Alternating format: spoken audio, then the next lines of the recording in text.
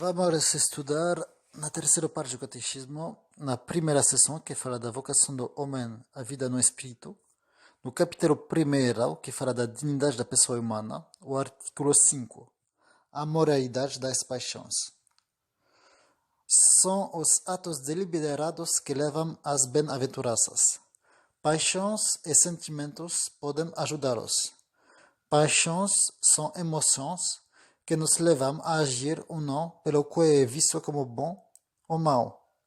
Estes são componentes naturais da psicologia humana que fazem o link entre a vida sensível e a vida do espírito. Em Marcos 7, 21, nós aprendemos que as paixões vêm do coração. Há muitas paixões. A paixão mais básica é o amor causado pela atração do bem. Todas as afeições têm sua origem nesse movimento do coração humano em direção ao bem. Amar é querer bem para alguém. Se o amor é bom, as paixões são boas. Se o amor é mau, as paixões são maus. As paixões não são nem boas, nem maus em si mesmas. Para que haja um mal ou um bem, deve haver uma vontade e uma ação. Você precisa saber como distinguir pecado de tentação. A tentação ainda não é pecado. Eles só recebem uma qualificação moral quando se trata de razão ou vontade. Falamos de paixão voluntária quando a vontade ordena ou não se opõe a ela. A perfeição do bem moral exige que as paixões sejam reguladas pela razão. Santidade e moral não dependem de grandes sentimentos.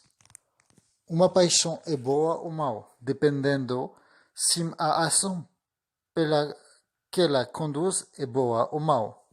Uma boa vontade ordena as paixões pelo bem, enquanto uma mal sucumbe às paixões desordenadas ou até as amplifica. O resultado dessa ação é o desenvolvimento de vícios ou virtudes. Um vício é uma tendência a cometer um determinado pecado, em particular uma virtude, e uma felicidade na realização de boas obras, em particular. Cultivar uma paixão mal criará um vício. Cultivar uma paixão que leva ao bem e reprimir as que levam ao mal criará uma virtude.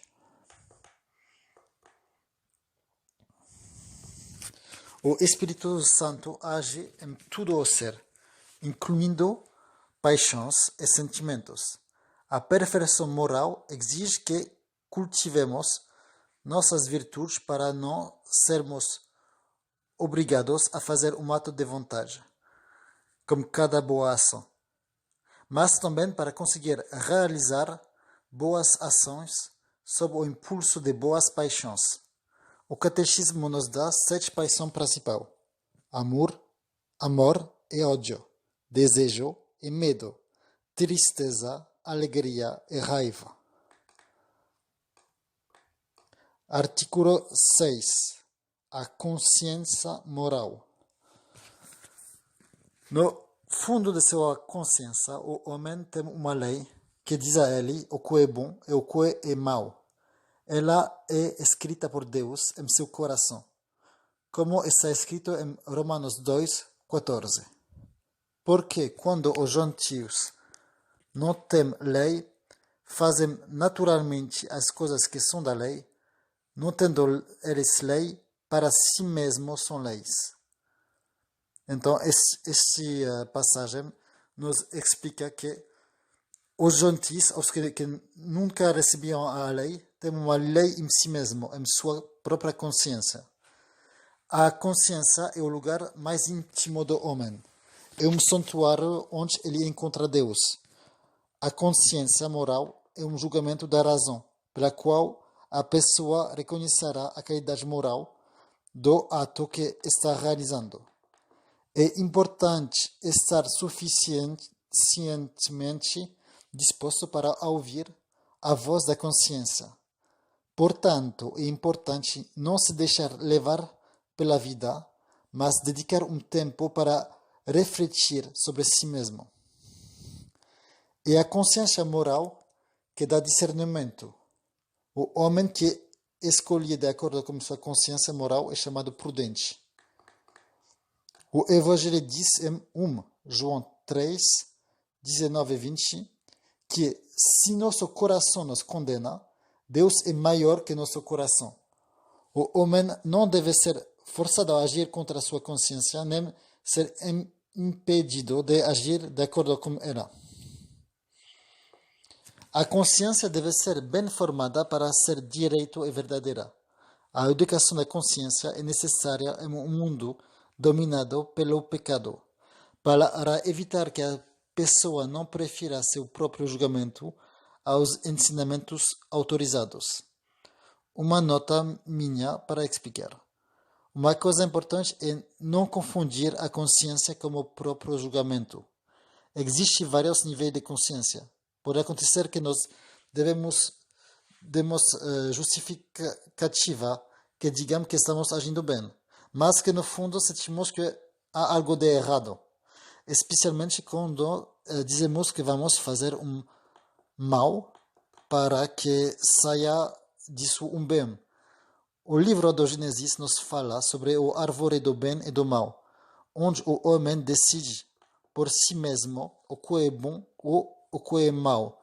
Essa escolha se opõe à consciência profunda, onde Deus escreve sua lei, a menos que pervertamos nossa consciência em um grau tão avançado que achamos o bem mal e o mal bem. Consciência profunda não significa seguir algo que nos pareça bom, de acordo com nossas próprias ideias ou sentimentos. A educação da consciência é feita desde a infância ao longo da vida. É isso que garante a liberdade.